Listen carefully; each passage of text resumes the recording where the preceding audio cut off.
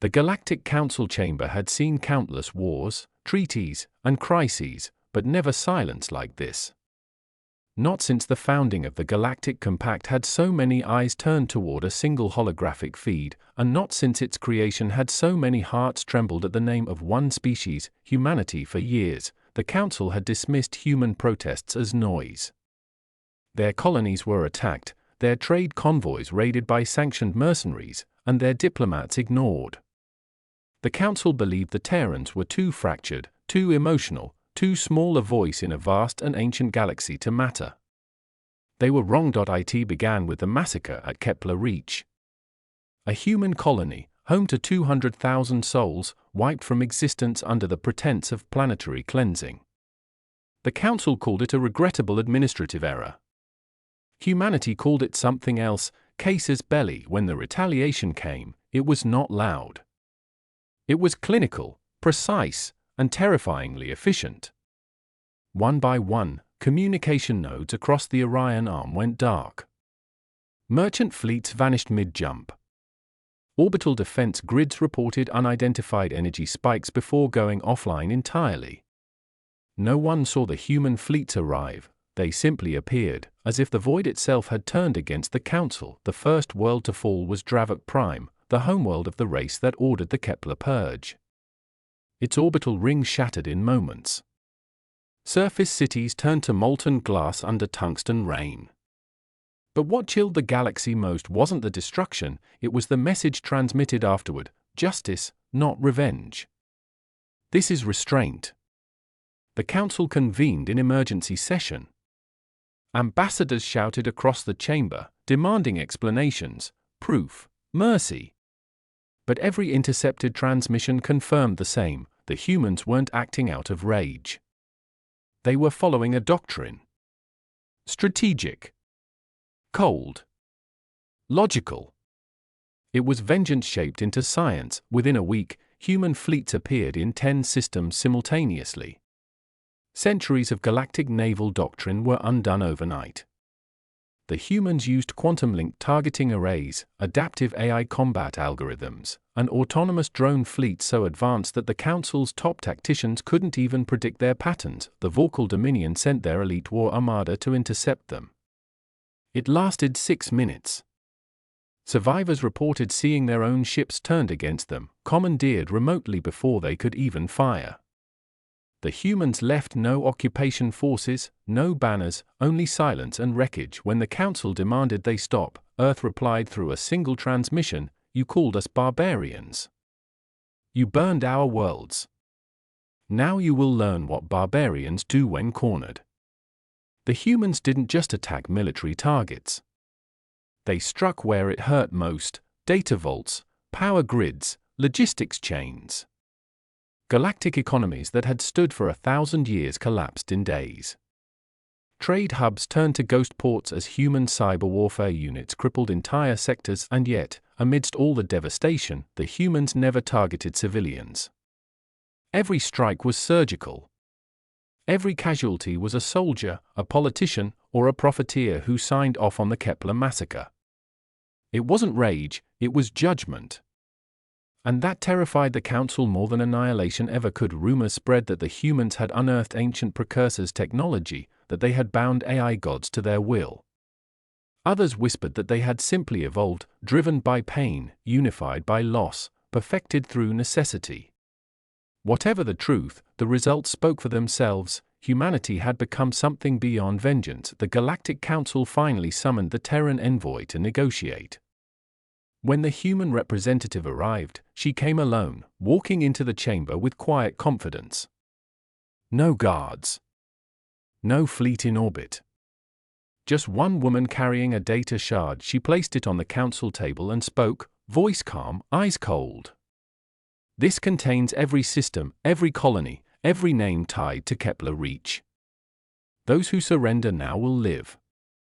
Those who deny will join them." Her words weren't shouted. They didn't need to be. Power doesn't raise its voice. The Council tried to argue, plead, even. But one by one, their comms went dark. Human fleets appeared over capital worlds without firing a shot. Every defense grid deactivated. Every weapon disarmed. Humanity had already won before the meeting even began. In that moment, the galaxy realized the truth: humanity's greatest weapon was never their ships or their technology. It was their unity. The very chaos that once made them unpredictable now made them unstoppable. The Council capitulated. Sanctions were lifted. Reparations were paid. And the name humanity was entered into the Galactic Codex under a new designation, Sovereign Enforcement Species, a title once reserved for the most feared civilizations in history. As the human envoy left the chamber, she turned once more to the assembled leaders. "We didn't start this war," she said quietly. "But remember this: if you bring fire to Earth again, we will show you what happens when the stars themselves burn." Long after she departed, the council chamber remained silent. No one dared to speak. For the first time in millennia, the galaxy feared, not extinction, but justice. And at its center stood humanity, terrible, righteous, and unyielding. The stars would remember. The silence after the envoy's departure lasted for hours. The council chamber, once a cathedral of arrogance and politics, felt like a tomb. Each delegate sat motionless, haunted by the realization that they had misjudged a species they once called primitive. In the days that followed, emergency broadcasts spread across the core systems. Human fleets were withdrawing. They didn't occupy, they didn't loot, they simply left. Yet every system they had touched bore scars that would never heal.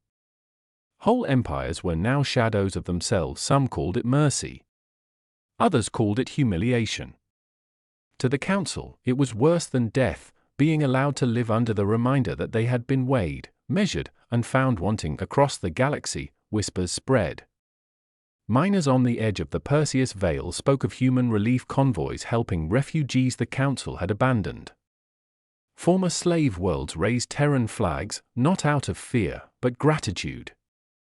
Humanity's vengeance had burned clean. Still, not everyone accepted the new order. The Jari conglomerate tried to strike back, sending assassination drones to Earth itself. They never reached orbit.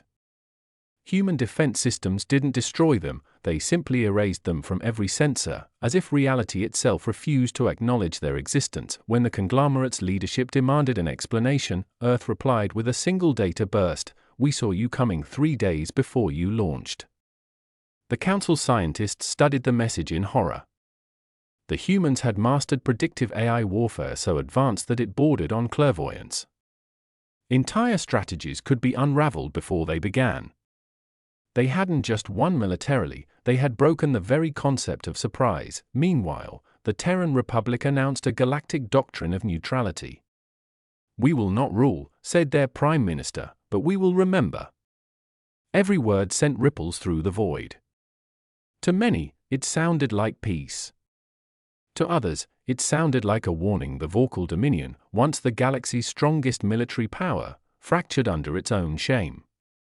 Generals executed themselves publicly, claiming they would not live in a galaxy where humans defined honor. Their fleet scattered, their empire dissolved. On the shattered world of Dravok Prime, survivors began rebuilding under human aid. Medical ships arrived not as conquerors, but as healers. The irony was cruel: those who had once called humanity barbaric now lived because of them. Human doctors treated alien children in craters their weapons had made. When asked why, one medic simply said, "Justice isn't cruelty. We clean up after our storms." Back in the council chamber, debates resumed, but everything had changed. The human envoy now held a permanent seat, though she rarely spoke. She didn't need to. Her presence alone was reminder enough the balance of power had shifted. Trade flowed through human ports. Human scientists led joint research. And for the first time in galactic history, the Council's laws actually meant something, because there was someone willing to enforce them. Yet, behind Earth's calm exterior, a quiet unease grew. Humanity had won the war, but what they had unleashed, the fusion of AI, quantum prediction, and human will, frightened even themselves. Some whispered that the Retaliation fleets were no longer entirely human. There were stories of ships that fought on without orders, of commanders who vanished but whose fleets continued their missions flawlessly. Were they ghosts, or something more?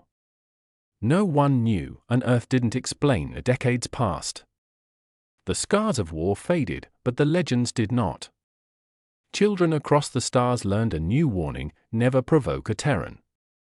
It became as common as gravity. The Galactic Council rebuilt its trust slowly. Treaties were reforged, commerce resumed, and peace, fragile but real, returned. Yet beneath the calm, fear remained. Fear of the day humanity might decide justice was not yet done. Then came the discovery on the rim, an ancient precursor vault emitting signals older than the Council itself. Multiple species raced to claim it. The Council pleaded for cooperation. But the first to arrive were humans. They didn't seize it. Instead, they sealed it and sent this message to every system: some doors should stay closed. That sentence alone prevented the galaxy's most powerful empires from moving a single ship. Such was the weight of human authority now, but not everyone appreciated restraint. Rogue fleets and scavenger lords banded together, forming the Coalition of Shadows.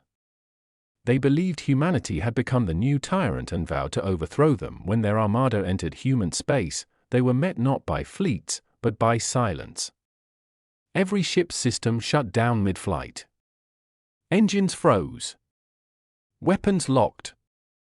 Then, across their viewports, words appeared in pure Terran standard: this is not war. This is maintenance. No wreckage was found afterward, just empty drift. Some said the humans had erased them from existence, others that they'd been taken somewhere else. Whatever the truth, no one ever attacked Earth again. In the centuries that followed, the humans became myth. Their fleets no longer patrolled the stars, but their presence was felt everywhere, in the technologies others used, in the laws that kept order, in the silence before any major war. The Council still met, but always left one seat empty: the Terran seat. Symbolic. Reverent. A reminder that the galaxy existed as it did because one species had once refused to die quietly. Scholars debated endlessly: was humanity's retaliation justice, vengeance, or evolution? The answer, as one historian wrote, was simple: it was the moment the galaxy learned that mercy and fury can share the same hand. Every few decades, a new signal would appear from Sol. A message, a warning, or sometimes, a gift. Once it was a cure for a plague. Once it was a message to a dying world: hold on. You are not alone. And then, silence again, until the next time the galaxy forgot who had earned peace for it, because that was humanity's legacy. Not conquest. Not domination. But the promise that if the stars ever turned cruel again, they would rise once more, not as saviors, not as gods, but as the same impossible, terrifying creatures they had always been: humans, the ones who had looked into the abyss and taught it to fear.